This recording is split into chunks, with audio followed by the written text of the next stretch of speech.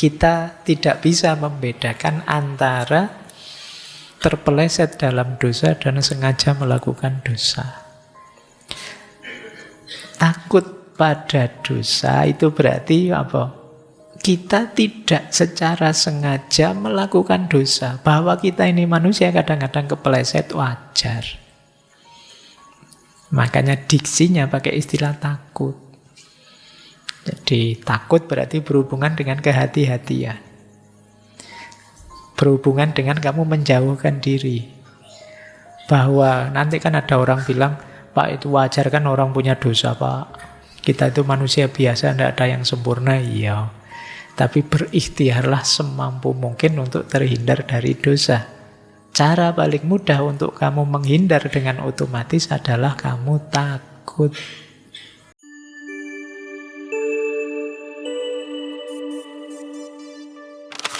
Assalamualaikum warahmatullahi wabarakatuh. Bismillahirrahmanirrahim. Alhamdulillahi rabbil alamin. Wa bihi nasta'inu ala umurid dunya waddin. Allahumma sholli wa sallim wa barik ala habibina wa syafi'ina sayyidina wa maulana Muhammadin wa ala alihi wa ashabihi wa man tabi'ahum bi ihsanin ila yaumiddin. Amma ba'du. Bismillah, mari kita lanjut lagi ya ngaji kita. Baik, malam hari ini kita membahas salah satu kitab dari seorang sufi yang beliau ini sekaligus faqih, ahli fikih, sekaligus muhaddis, ahli hadis. Bahkan pernah juga nulis kitab tentang tafsir. Berarti beliau juga ahli tafsir. Ilmu agamanya lengkap, yaitu Syekh Haris Al-Muhasibi. Baik, kita mulai ya. Sekarang buka kitab. Sekarang Risalah Al-Mustarsyidin. Saya bilang senyampe-nyampenya ya. Karena ya satu hikmah saja mungkin menjalankannya berat. Tidak apa-apa, kita sambil muhasabah. Ini di bagian awal. Nanti ada beberapa yang saya loncati, beberapa yang saya potong ya, mengingat situasi saja, waktu saja, tidak bisa kita ulas semuanya. Yang pertama, yang di awal, beliau Imam Haris Al-Muhasibi bilang begini, keyakinan hanya akan diperoleh orang yang menggunakan akalnya hingga memahami maksud Allah, hanya melakukan amal yang pasti hukumnya dan membersihkan diri dari yang syubhat. Rasulullah bersabda, yang halal sudah jelas dan yang haram sudah jelas, di antara keduanya terdapat hal-hal yang syubhat. Yang syubhat itu berarti tidak melakukannya lebih baik daripada melakukannya. Jadi ini jangan salah, seperti minggu lalu di At-Tusi, isinya Risalah Al-Mustarsyidin ini ya hadis, ya ayat Al-Quran, ya asar, qaul-qaulnya para sahabat. Dan Syekh Haris Al-Muhasibi ini wanti-wanti benar pada murid-muridnya untuk tidak terlalu jauh masuk seperti yang dilakukan oleh para sufi wujudiyah, para sufi yang sampai itihad, sampai satohat. Jadi beliau ini terkenal tasawufnya jenis akhlaki. Jadi tasawuf yang dipakai sebagai jalan pembersihan diri, pembersihan jiwa.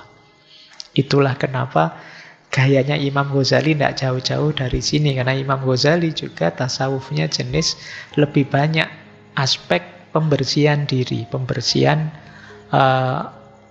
hati, dan mengisinya dengan moralitas atau akhlak yang baik.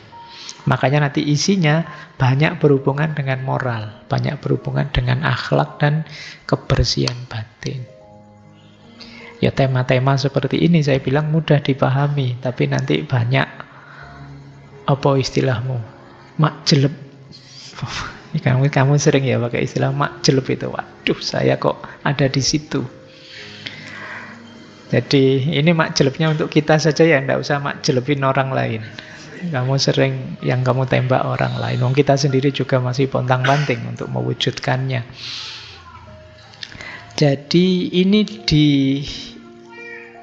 yang pertama Mustarsyidin ini beliau ingin menjelaskan pada kita, mari dalam beriman, dalam meyakini, ya akal kita gunakan untuk memahami maksudnya Allah.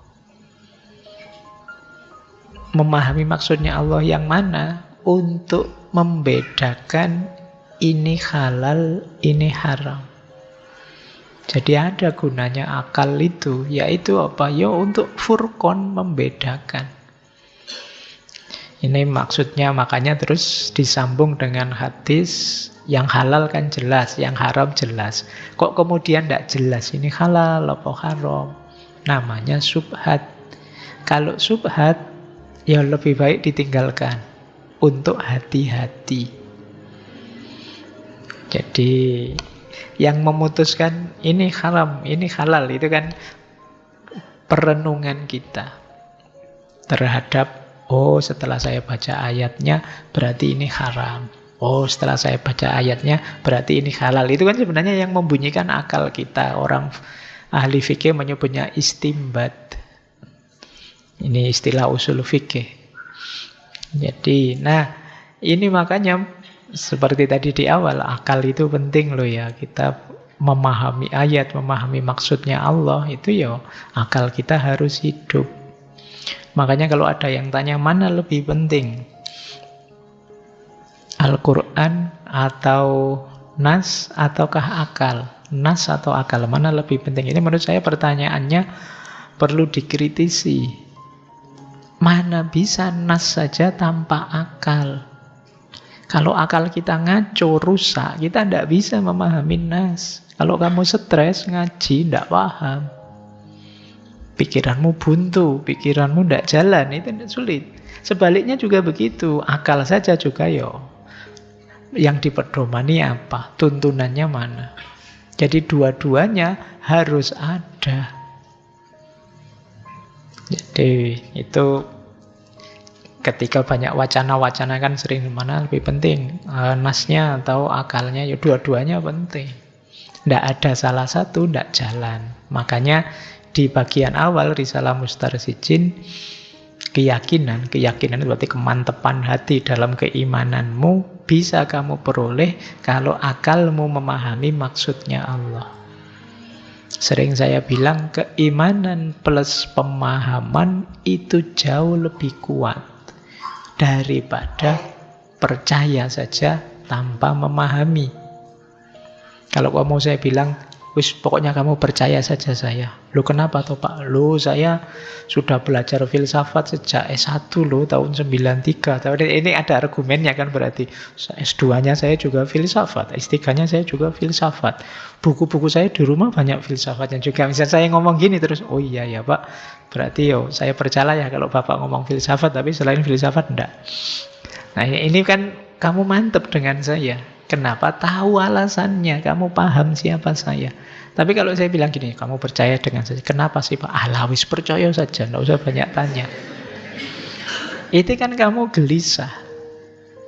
Jangan kan yang ini. Nabi Musa saja kan dalam kisahnya bareng Nabi Khidir itu kan Nabi Musa gelisah. Ini enggak boleh tanya sebenarnya. Tapi kalau saya enggak tanya kok kayak gitu yang dilakukan. Karena belum paham. Begitu dijelaskan, oh maksudnya itu toh. Baru sekarang dia mantap percaya. Jadi yakin, iman plus paham itu jauh lebih kuat dibandingkan kalau kita percaya saja.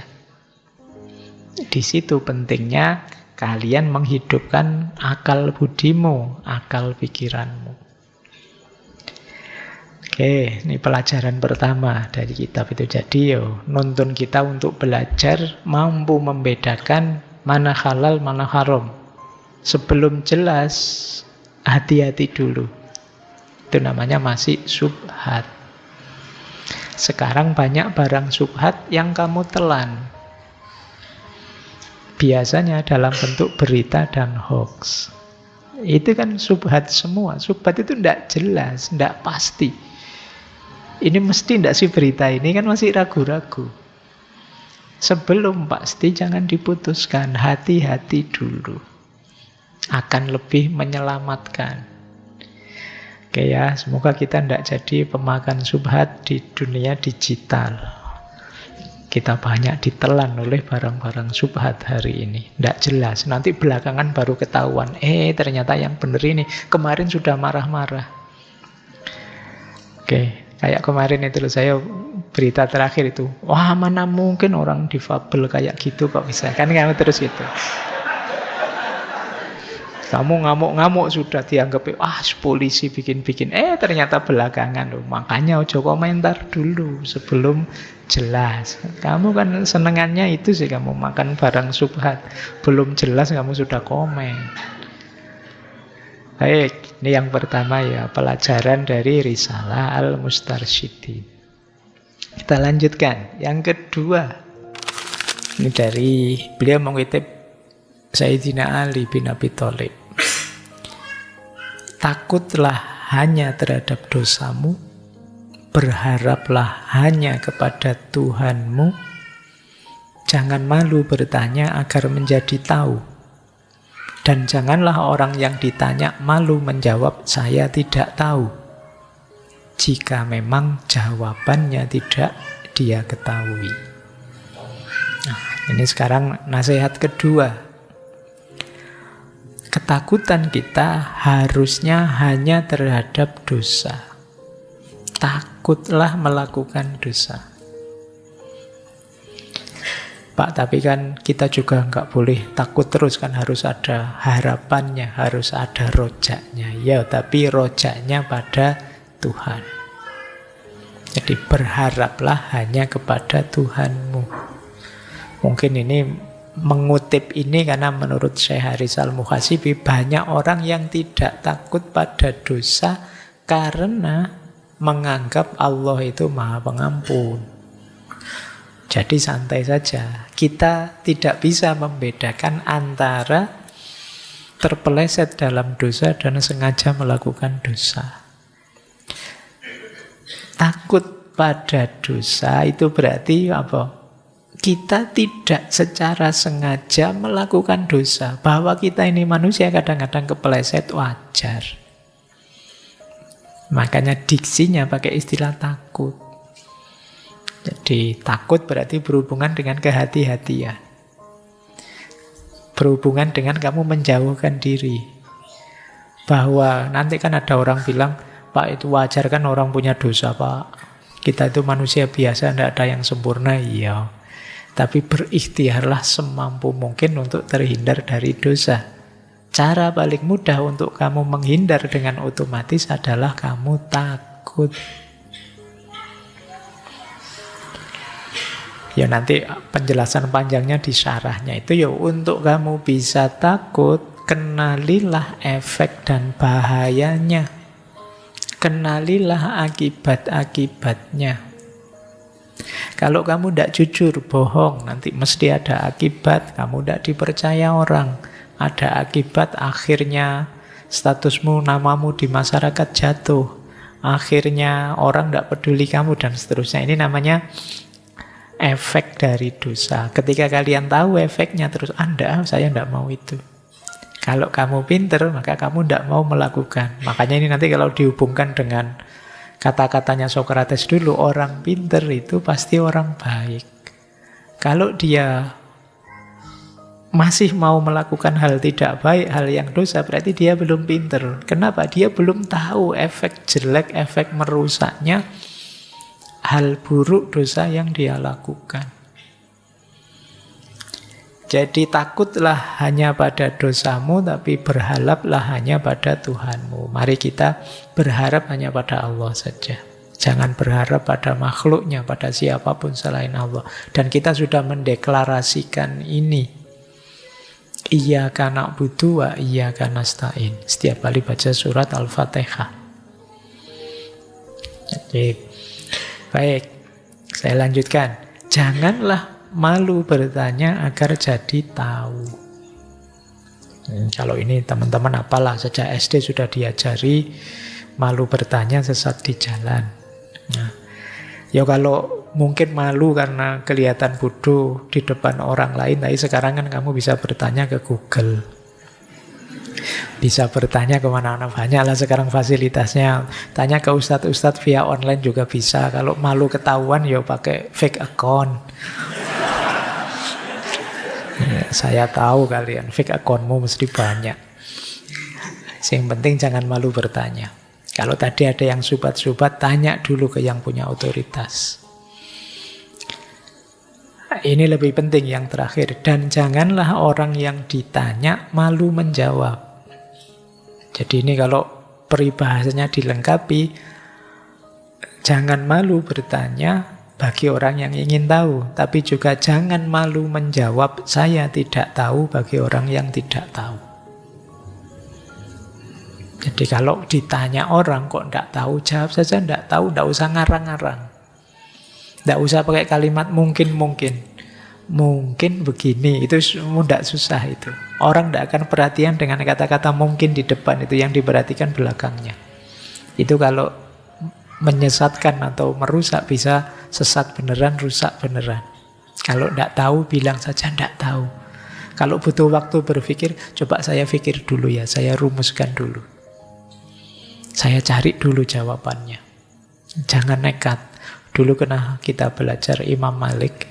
Kebetulan Imam Haris Al-Muhasibi ini madhab fikihnya Maliki. Imam Malik itu terkenal ulama yang suka menjawab dengan kalimat la adri.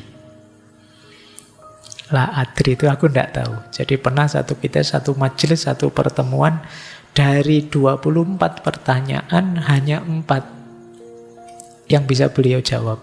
Yang 20 pertanyaan beliau menjawab la adri. Itu kalau UAS tidak lulus sudah. Ya kan? Loh, tapi ini beliau jujur. Kenapa? Kalau dia tidak paham, nekat jawab, menyesatkan. Padahal orang menunggu fatwa beliau. Jadi kalau nanti beliau ngarang itu banyak orang tersesat. Maka beliau jawab la adri. Tidak apa-apa, justru di situ kamu terhormat. Jangan merasa kalau tidak bisa jawab terus kamu nekat jawab terus terhormat. Mungkin besok kamu jadi orang besar atau tokoh atau yang banyak ditanya orang. Kalau memang pas tidak tahu, bilang saja tidak tahu. Jangan nekat jawab apa saja. Jadi itu bisa membahayakan dirimu kalau belakangan yang kamu kasih jawaban tahu. Ternyata dulu saya tanya, dibohongi saya. Itu kamu lebih gawat lagi. Jadi kalau tidak tahu, bilang saja tidak tahu, la adri. Cuma ini jangan dipakai jurus besok. Ini kan mau ujian akhir ini semuanya. Nanti ditanya dosennya, la adri, la adri. Kalau dipanggil dosenmu, kamu jawabnya ini Pak Faiz yang ngasih tahu Pak. Kalau tidak tahu, harus bilang tidak tahu Pak. Jadi saya jujur kan Pak, gitu. Jadi yang tidak tahu bertanyalah. Yang ditanya kalau tidak tahu, jujurlah. Saya tidak tahu. Paling tidak nambah masalah. Meskipun masalah lama belum terpecahkan, tidak apa-apa. Tapi kalau kamu ngarang, tidak tahu, jawab saja. Bisa jadi masalah baru muncul.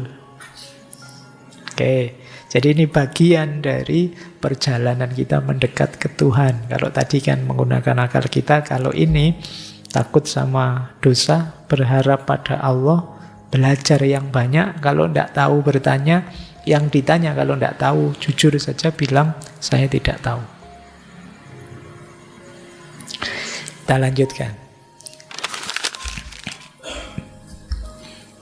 Ya, jadikan sifat santun sebagai rekan, sifat waspada sebagai kawan, keselamatan sebagai gua persembunyian, waktu luang sebagai harta rampasan perang, dunia sebagai kendaraan, dan akhirat sebagai kediaman. Yang pertama, jadikan sikap santun sebagai rekan. Maksudnya, ayo kita jadi orang yang murah hati, kita jadi orang yang santun, menghargai orang lain, memuliakan orang lain. Maka kehidupan kita akan lebih nyaman. Ini pesan pertama. Hidup secara etis. Kuncinya kebahagiaan di dunia. Yang kedua, sikap waspada sebagai kawan. Sikap waspada sebagai kawan itu maksudnya ayo hati-hati. Jangan sembrono. Segala sesuatu diperhitungkan biar kita tidak terjebak, tertipu, terpeleset. Jadi yang pertama, sifat santun berarti kebaikan pada orang lain. Yang kedua, sikap waspada berarti kita peduli dengan diri kita juga. Jangan konyol. Itu mungkin kalau disambung, santun sih santun. Baik pada orang sih, baik pada orang lain. Tapi juga perhatikan diri kita. Jangan berlebihan. Kalau bahasa filsafatnya, jangan altruis, juga jangan egois. Jangan terlalu mikir orang lain, tapi juga jangan terlalu mendahulukan kepentingannya sendiri. Kemudian keselamatan sebagai gua persembunyian. Ini semacam kelanjutannya. Intinya apa? Nyari selamat saja. Ayo mencari yang nyaman, yang selamat. Menggunakan uang, memakai harta, dan lain sebagainya. Rumusnya yang penting selamat. Jadi persembunyian kita. Kemudian waktu luang sebagai harta rampasan perang. Waktu luang sebagai harta rampasan perang itu jangan sia-siakan waktu. Rampasan perang itu kan kita dapat dari zaman suku-suku. Itu yang kehidupannya dari ghanimah namanya rampasan perang. Ya. Suku itu dapat penghasilan dengan cara menaklukkan suku yang lain. Dari situ dapat rampasan perang. Terus rampasan perang ini dibagi-bagi sampai habis. Biasanya kalau memang dari situ saja penghasilannya, kalau sudah habis rampasan perangnya, ya nyari suku yang lain untuk diserang. Maka waktu perlakukanlah sebagai rampasan perang, berarti manfaatkan sebaik-baiknya. Karena kalau habis kita harus nyerang suku yang lain, dan itu tidak mesti menang. Berarti apa? Yang ada ini dulu kita manfaatkan. Tidak ada jaminan besok kita masih punya sisa waktu. Seperti tidak ada jaminan besok kita bisa dapat rampasan perang lagi. Nah ini, kalian sudah paham lah manfaatnya waktu, tinggal menjalankannya saja. Mungkin sering khilaf. Khilaf kok terus-terusan tiap hari. Terlanjur enak Pak, terlanjur asik Pak. Baik, terus dunia sebagai kendaraan. Ini makanya beliau bukan tasawuf yang meninggalkan dunia, bukan tasawuf yang kemudian sampai puncak bersatu dengan Allah dan lain sebagainya. Beliau tidak sampai ke sana. Tapi tasawuf yang membersihkan hati. Dunia tetap kita urusi sampai sukses, sampai berhasil, tapi tidak sebagai tujuan. Tujuannya tetap akhirat.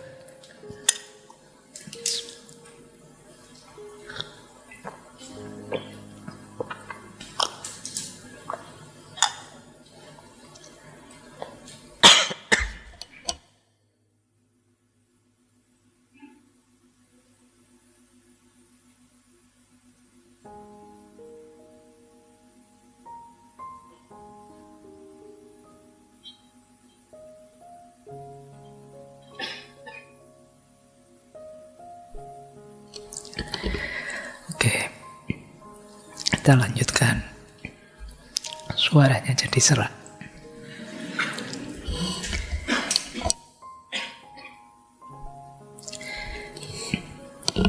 Baik, Yang terakhir, akhirat sebagai kediaman.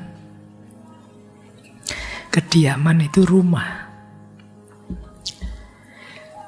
Jadi akhirat adalah tempat kita kembali. Suaranya terdengar enggak di luar?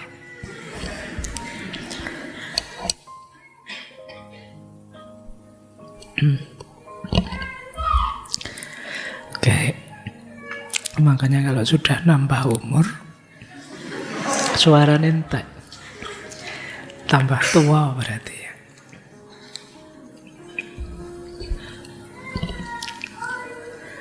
Oke, kita lanjutkan. Akhirat sebagai kediaman berarti akhirat itu rumah kita yang nanti kita pulang ke sana. Jangan terlalu asik di dunia. Kita nanti kembali ke akhirat semuanya.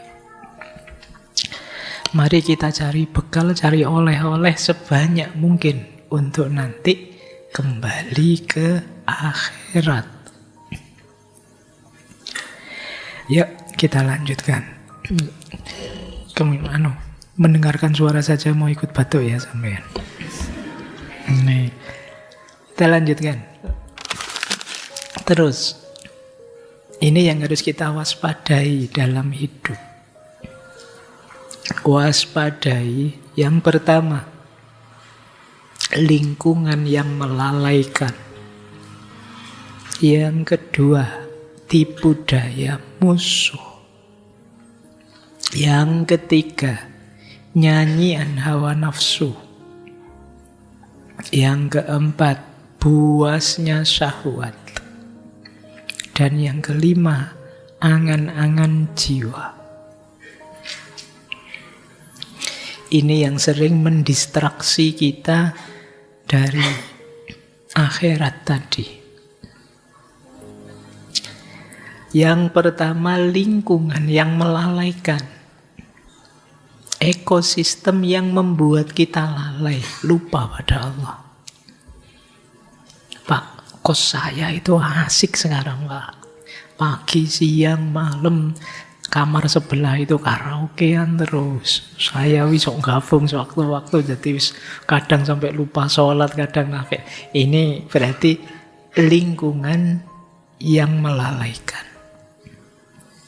Cari lingkungan yang mendukung. Karena kalau ada lingkunganmu, kalau terpaksa di lingkungan yang melalaikan, waspada terus. Jangan sampai kalian ikut lalai. Seperti dulu kata Ronggo Warsito, di zaman Edan ketika semua orang Edan, satu-satunya yang waras akan dianggap Edan. Biasanya kalian tidak betah dianggap edan, terus kalian ikut gaya seperti yang lain. Sehingga kalian dianggap waras, padahal saat itu kalian berubah jadi edan. Hati-hati dengan circle, pertemanan. Kalau lingkunganmu toksik, ini kan bahasa kalian, bahasa psikologinya, circlemu toksik. Bahasa tasawufnya lingkungan kelalaian. Jadi ekosistem yang membuatmu lalai. Berarti toksik itu kan meracunimu. Racun yang paling dahsyat adalah racun yang membuatmu lalai dari Allah. Jadi kalau kalian diminta mendefinisikan toxic circle secara sufistik, itu adalah lingkungan yang membuatmu lalai. Circle yang membuatmu lalai dari Allah. Yang kedua, tipu daya. Orang yang membujukmu, mengajakmu menjauh dari Allah, melupakan Allah. Orang seperti ini tidak mungkin disebut teman. Dia pasti musuh. Meskipun sehari-hari kalian berteman dengan dia. Kalau punya teman kok ngajaknya negatif terus, bujuknya ke arah yang negatif terus, menjauh dari Allah terus, berarti dia bukan teman. Sebenarnya dia musuhmu. Pak, berarti harus putus sahabat ini, Pak. Ya, waspada saja. Jadi kalian adalah pribadi yang mandiri. Tetap berteman oke, tapi kalau yang urusan tipu dayanya saya tidak akan ikut. Kalau bisa begini kalian kuat. Kalau tidak bisa, minggir saja. Dan memang solusinya itu. Kemudian, kalau ini dua yang pertama dari luar, ini yang lebih berat dari dalam. Godaan nafsu. Perut ke bawah. Ini kita harus hati-hati. Ya kalian ngalamilah itulah. Godaan nafsu itu. Meskipun belum nikah, kadang-kadang ya pelampiasannya di HP-mu semua ada. Hati-hati. Godaannya nafsu itu kadang samar sekali. Kamu bisa berdalih macam-macam untuk membenarkan yang kamu lakukan, tapi hatimu tidak bisa. Kamu bohongi bahwa itu sesuatu yang dosa, yang tidak boleh. Kemudian, buasnya syahwat. Syahwat ini nafsu kebinatangan, sabu'iyah. Ingin sukses, ingin menang atas yang lain, ingin unggul atas yang lain. Itu kadang-kadang membuat kita lupa diri. Terserah harus melakukan apa, yang penting aku menang, dia kalah. Itu buasnya syahwat. Terserahlah apa yang harus kita jalani, yang penting kaya, buasnya syahwat. Kemudian angan-angan jiwa. Angan-angan jiwa itu khayalan-khayalan. Seandainya-seandainya yang tidak ada gunanya. Kita kan sering kan berkhayal. Berkhayal yang tidak produktif. Mikir yang aneh-aneh. Ya macam-macam. Kayak kalian ngelamun. Seandainya ya saya punya kekuatan kayak Superman itu misalnya, saya bisa terbang. Terus seandainya saya punya teropong yang bisa lihat tembus tembok gitu, wah tak tontoni semua itu teman-teman. Itu kan mikir yang aneh-aneh, tidak ada gunanya, buang-buang waktu, ngapain sih mikir yang gitu-gitu. Angan-angan jiwa. Wah orang-orang kok uangnya banyak ya, bolak-balik bisa umroh, seandainya saya tinggal memejamkan mata sampai Mekah, itu senang sekali. Kita mikir angan-angan yang tidak penting. Ayolah, yang produktif. Boleh berimajinasi tapi yang produktif. Gimana caranya HP ini bisa di depan saya tanpa harus saya pegang. Nah, terus kamu mikir, oh nanti mungkin ada alatnya, ada apanya kan, alat banyak macam-macam itu. Itu kan imajinasi yang produktif. Tidak sekedar berkhayal yang tidak ada gunanya. Hati-hati dengan angan-angan jiwa. Apalagi keinginan-keinginan yang negatif. Baik, kita lanjutkan.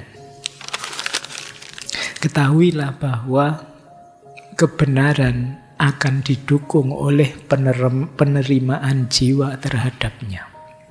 Perhatikan sabda Rasulullah, istafti kolbak, mintalah fatwa kepada hatimu.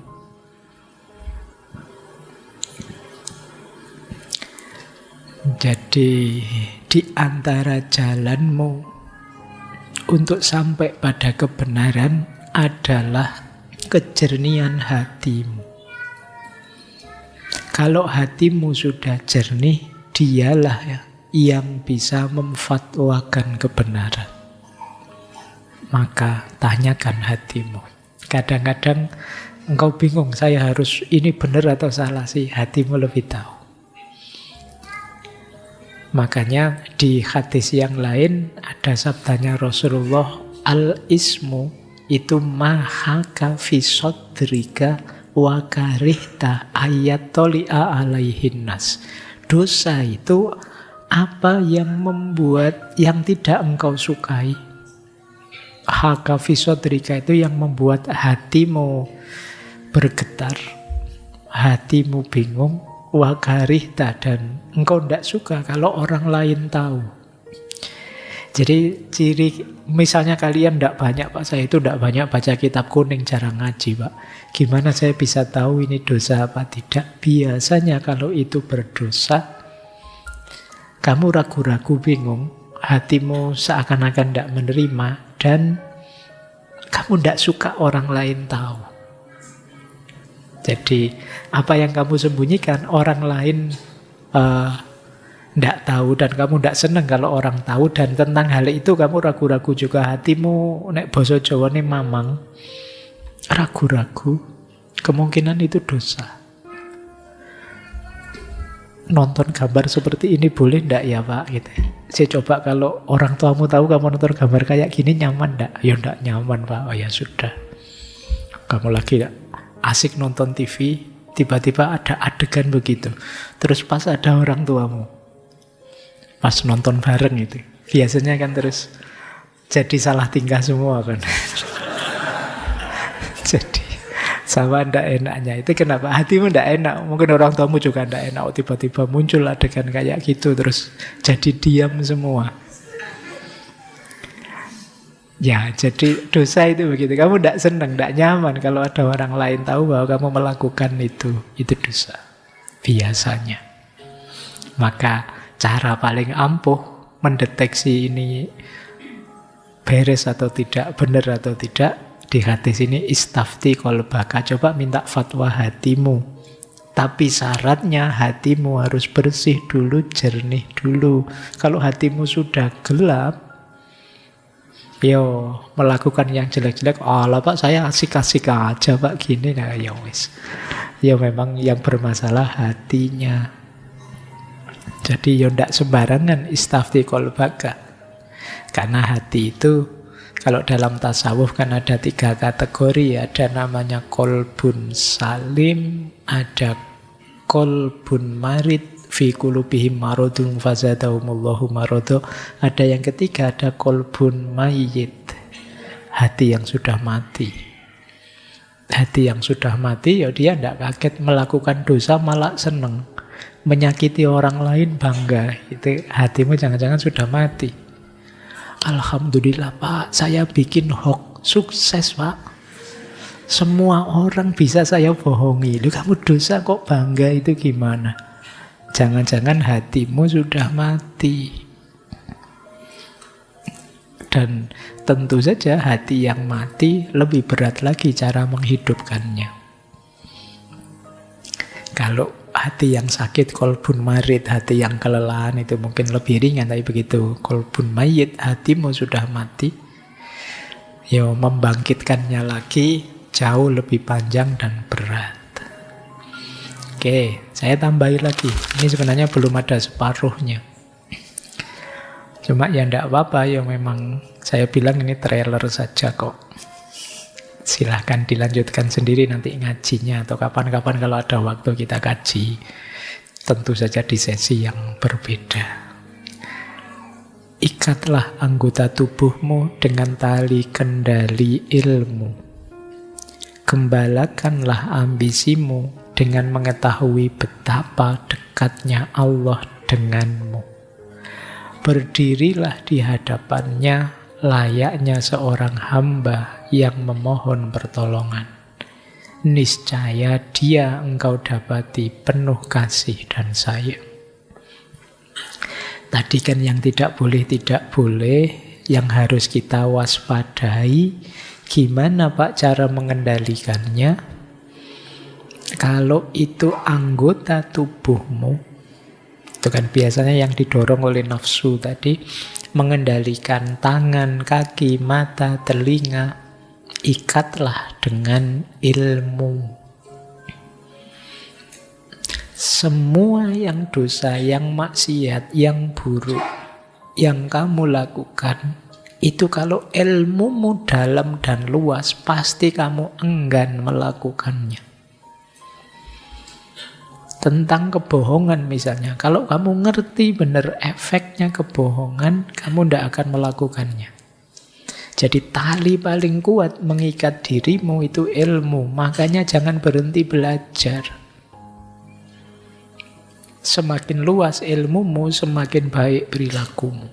Maka tali kendali anggota tubuhmu itu ilmu. Gembalakan ambisimu dengan mengetahui betapa dekatnya Allah denganmu. Kalau sudah ilmumu luas, sadarilah bahwa Allah itu dekat dengan kita. Selalu ngawasi kita. Ini kalau dalam tasawuf, kesadaran ini namanya muraqabah. Jadi kesadaran bahwa Allah selalu dekat dan mengawasi saya. Latih ini terus ya teman-teman. Di semua momen sadari, ini Allah lihat saya loh. Ini Allah ngawasi saya loh. Ini Allah. Nah, itu akan lebih banyak ngontrol kita. Pak, saya sadar begitu sih Pak. Tapi biasanya saya nekat saja karena saya tahu Allah kan nanti tidak rame, tidak cerewet kayak netizen. Misalnya Kak Enu misalnya. Ya berarti ada yang salah dengan caramu menghayati hadirnya Allah. Harusnya orang di makom muraqabah ini sadar diawasi Allah terus, itu punya satu sifat. Namanya haya atau malu. Jadi kalau mau melakukan dosa, maksiat, kesalahan, dia malu saya dilihat Allah. Wong Allah itu ngelihat. Mau buka situs yang aneh-aneh, Allah lihat, tidak enak saya. Oh, itu namanya makom haya kalau dalam tasawuf. Ini orang yang sukses muraqabah. Ya memang berat ini makomnya agak tinggi. Saya tahu kalian dan saya kan masih tidak banyak malu. Tidak tahu malu lah kita di banyak hal. Sudah jelas-jelas salah, jelas-jelas dosa, tapi ditabrak saja. Tidak ada malunya. Ini memang ada prosesnya. Di antara prosesnya apa? Berdirilah di hadapannya seperti seorang hamba yang memohon perlindungan.